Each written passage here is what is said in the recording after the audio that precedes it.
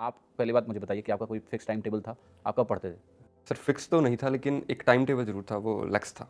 हुँ, मेरा ऐसे होता था कि सर सुबह उठकर पहले मैथ और इंग्लिश के जो मेरे नोट्स हैं वो आधा-आधा घंटा मैं रिवाइज़ करता था और न्यूज़पेपर भी पढ़ता था। मैथ्स और इंग्लिश के बाद सर उसके बाद मैं 3-4 घंटे मैथ पढ़ता था दोपहर तक।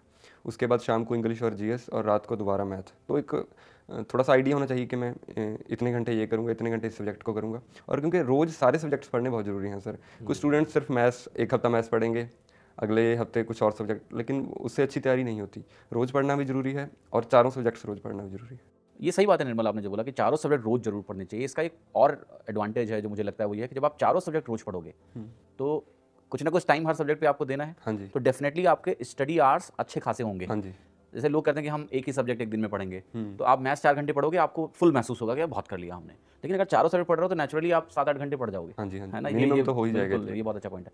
आप ऑन एन एवरेज कितने घंटे डेली पढ़ते थे? On an average sir 10 gross 8 to 9 net और प्री के पहले तो कभी-कभी ऐसे दिन थे 15-15 घंटे वाले भी थे। हुँ। देखो कॉमर्स का जो ग्रेजुएशन है, इन्होंने शब्द यूज़ कर लिया ग्रॉस और नेट कि 10 घंटे का ग्रॉस है और 9 घंटे का नेट है और ये बहुत इंपॉर्टेंट बात आपने बोली 8 से 9 घंटे नेट।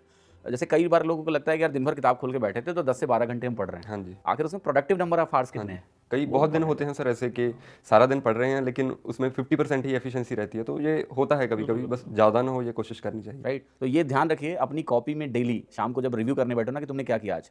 तो ग्रॉस स्टडी आवर्स और नेट स्टडी आवर्स, ठीक है? ये दोनों टर्म बता रहा हूँ जीएसएच और एनएसएच निर्मल को क्रेडिट जाता है इसका, ठीक है? वो नोट किया करो। ये अच्छा पॉइंट है, आपको पता चलेगा कि कितना तुम्हारा आउटपुट आ रहा है ना? वो सिर्फ मेहनत करने से नहीं है कि कितना घंटे दे रहे हैं, आउटपुट क्या है आपका, हाँ जी। है ना? वो मेज़र करो आप, इंपॉर्टेंट है, गुड।